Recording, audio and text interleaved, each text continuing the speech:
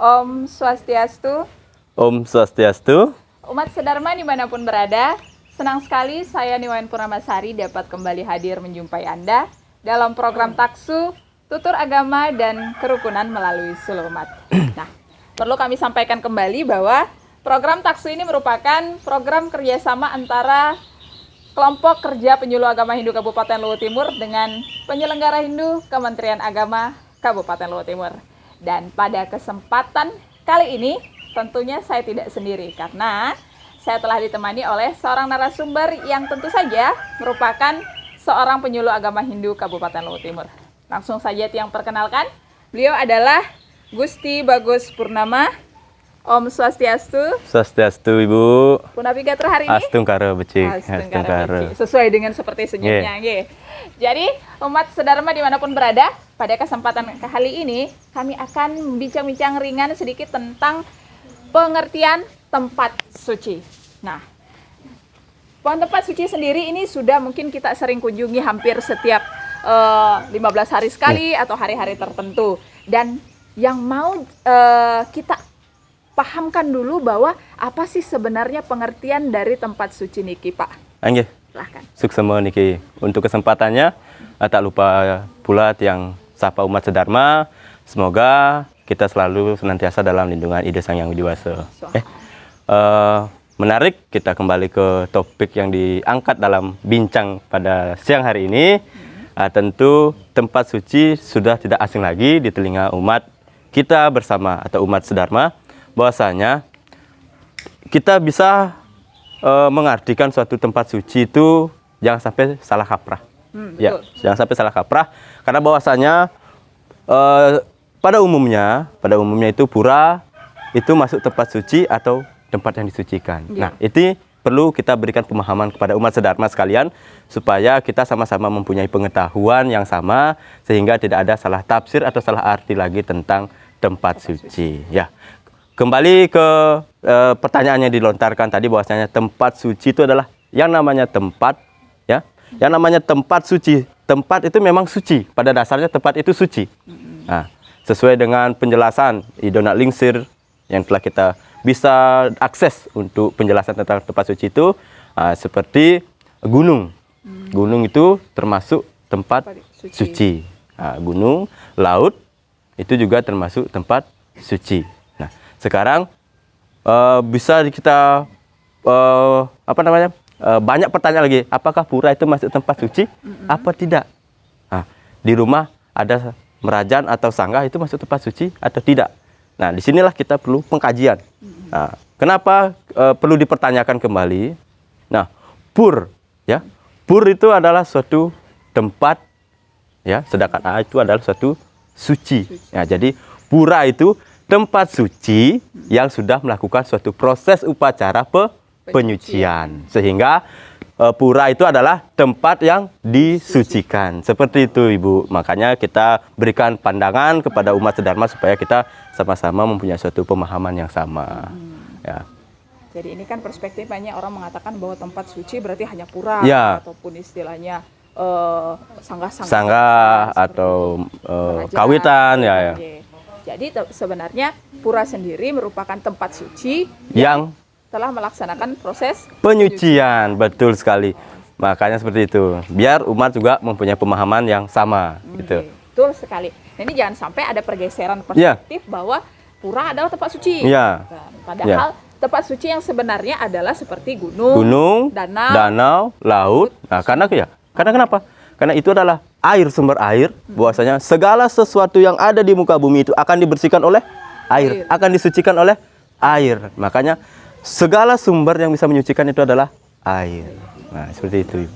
Oke. Menarik sekali sekarang tiang sendiri jadi paham mana sebenarnya tempat suci dan mana sebenarnya tempat yang disucikan. Nah, ini lebih tekankan lagi Pak, lebih meruncing biar pemahaman umat sedharma di rumah juga lebih mendalam bahwa sebenarnya apa sih sebenarnya perbedaan? Nah, ini perbedaan antara tempat suci dengan tempat yang disucikan. Ya. Tempat suci bahwasanya itu adalah suatu tempat yang sudah diciptakan. Diciptakan oleh Ida Sang Yang Widi. Dalam manifestasi beliau sebagai Dewa Brahma, sebagai sang pencipta, beliau itu akan menciptakan alam bur, buah, dan suah. Nah, ketiga alam ini adalah alam yang tidak akan bisa kita nodai. Kendati demikian, di alam nyata atau di dalam kehidupan kita ini, itu bisa kita jumpai seperti yang katakan tadi bahwasanya laut, segala sumber air maupun pegunungan. Itu adalah tempat yang suci. Nah, sementara alam akasa itu kita tidak bisa menjamah. Gitu. Itu adalah sama sekali, itu adalah alam yang benar-benar kesuciannya. Nah, kendati demikian, kita dalam pengaplikasian di dalam kehidupan sehari-hari, tentu kita selalu berpedoman atau berpatokan kepada alam semesta. Nah, kenapa kita selalu berpedoman kepada alam semesta? Ketika kita melakukan upacara penyucian, pembersihan, ketika kita mau melakukan upacara taur penyepian, sehingga kita mencari sumber air. Gunanya apa? Untuk menyucikan alam semesta ini, buana agung dan buana alit ya dalam diri kita. Sementara tempat yang disucikan itu adalah suatu tempat yang dibuat. Nah, melalui proses pembuatan dulu. Nah, setelah tempat itu jadi, baru kita melakukan suatu proses upacara. Dan di dalam upacara itulah kita memohon juga dengan air menyucikan itu. Itu di situ perbedaannya. Ketika tempat suci itu adalah tempat yang diciptakan oleh ide Sang Hyang Widiwasa dalam manifestasi beliau sebagai Dewa Brahma. Sementara tempat yang disucikan adalah tempat yang dibuat oleh manusia. Setelah selesai pembuatannya, maka kita melakukan proses penyucian seperti itu. Jadi sebenarnya perbedaan antara tempat yang dibuat oleh ide Sang Hyang Widi, yang diciptakan diciptakan gitu maksudnya, diciptakan oleh Sang Hyang Widi. Sementara kalau tempat yang disucikan adalah tempat yang dibuat oleh manusianya. Nah, kemudian harus melalui proses penyucian dengan menggunakan air sebagai sarana upacara. Ya. Nah, tadi kan dikatakan banyak orang mengatakan juga bahwa Sang Hyang Widi itu sendiri sifatnya ada di mana-mana. Wiyapi, Wiyapaka, Nirwikara. Nah, berarti dimanapun kita berada, Sang Hyang Widi ada, termasuk dalam tubuh kita sendiri. Ya. Lalu kalau seperti itu, kenapa kita harus pergi ke pura? Dan kenapa pura ini harus didirikan? Ya. Kita kembali lagi kepada konsep bahwasanya Sang Hyang Widi itu adalah sang penguasa, dan Sang Hyang Widi sifatnya ada di mana-mana atau Wiyapi, Wiyaparaka. Ya. Meskipun Sang Hyang Widi itu percikan terkecilnya adalah Atma yang sudah ada di dalam diri manusia, ya kan? Semua makhluk hidup. Nah, kenapa kita mesti ke pura lagi untuk sembahyang atau melakukan kegiatan upacara keagamaan untuk tujuannya padahal sama, mendekatkan diri kepada ide Sang Hyang Widiwasa. Ya. Di sini saya akan menjabarkan secara spesifik mulai dari pura sampai nanti ke tingkatan yang lebih kecil sampai nanti pada akhirnya di sanggah atau di merajat. Ya. Di pura, kenapa kita harus ke pura? Sementara ketika kita sudah menyadari di dalam diri kita itu ada Sang Hyang Widi, toh kita tidak perlu ke pura, ya kan? Nah, inilah perlunya ada penafsiran yang sama. Pura itu adalah tempat yang disucikan. Nah, kita menyucikan suatu tempat atau kita membangun suatu tempat tentu mempunyai suatu tujuan. Nah, di dalam pura itu sudah ada namanya linggih ide Sang Hyang Widi. Ya, dalam bangunan tersebut atau pelinggih-pelinggih tersebut mempunyai bangunannya tersendiri dengan linggihnya tersendiri. Baik itu Dewa Brahma, Dewa Wisnu maupun Dewa Siwa. Nah, dalam konsepnya ini adalah kita punya pura Trikayangan. Nah, ketika kita memuja Dewa Brahma itu di mana secara spesifiknya, sehingga tujuannya juga sama. Arahnya adalah memuja kebesaran Sang Hyang Widi. Demikian pun dengan kita memuja Wisnu maupun Siwa dan manifestasi di Sang Hyang Widiwasa dalam wujud divnya itu atau dewa, div sinar suci beliau, sehingga kita itu melakukan pemujaan itu secara terarah dan terukur. Ya. Kemudian turun lagi dari pura, kita membangun lagi di rumah-rumah. Kita membangun lagi merajan ataupun dengan sebutan lain sanggah, itu di setiap rumah. Mengapa kita membangun itu? Ya kan? Nah, ini ada kaitannya dengan perkawinan. Ada kaitannya dengan perkawinan. Mengapa yang katakan demikian? Bahwasanya di dalam suatu proses perkawinan atau acara pawiwahan itu kita mengharapkan yang namanya anak yang seputra. Apa tujuan anak seputra itu? Adalah untuk menyelamatkan apa? Itulah roh orang tua itu supaya dia terlepas dari ikatan dosanya.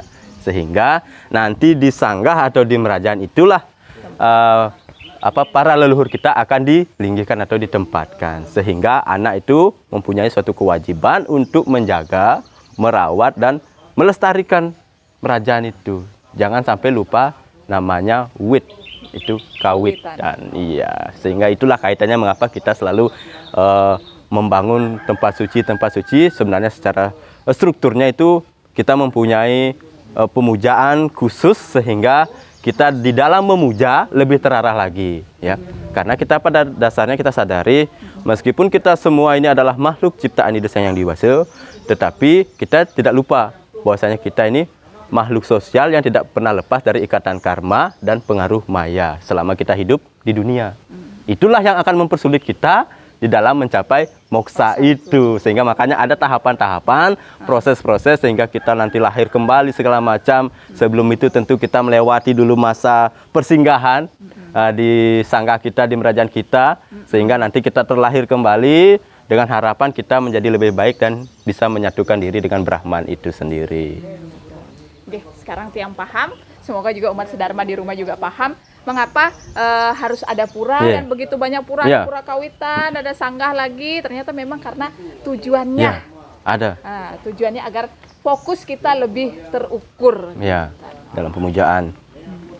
Sangat-sangat menarik sekali, sebenarnya bisa panjang sekali pembahasannya nih. Sangat menarik nih, sangat menarik sekali kita bahas untuk bisa kita selaraskan ke pemahaman tentang masalah tempat suci niki. Tapi karena kita terbatas waktu, jadi cukup sekian dulu untuk bincang-bincang ringan kami pada hari ini dengan Pak Gusti. Terima kasih banyak Pak Gusti. Suksema. Telah meluangkan waktunya pada kesempatan hari ini untuk bincang-bincang bersama kami di program Taksu. Dan kami ucapkan juga terima kasih sekali lagi sebesar-besarnya untuk umat sedharma yang tak henti-hentinya selalu mendukung program Taksu pada kesempatan hari ini. Dan sekali lagi, jangan lupa untuk like, comment, share, dan juga subscribe channel kami yaitu Hindulutim untuk selalu mendukung kami agar ke depannya Hindulutim dapat semakin menjadi acuan untuk share tentang informasi seputar agama Hindu. Dan akhirnya kami tutup dengan ucapan Pramasanti. Om Santi Santi Santi Om.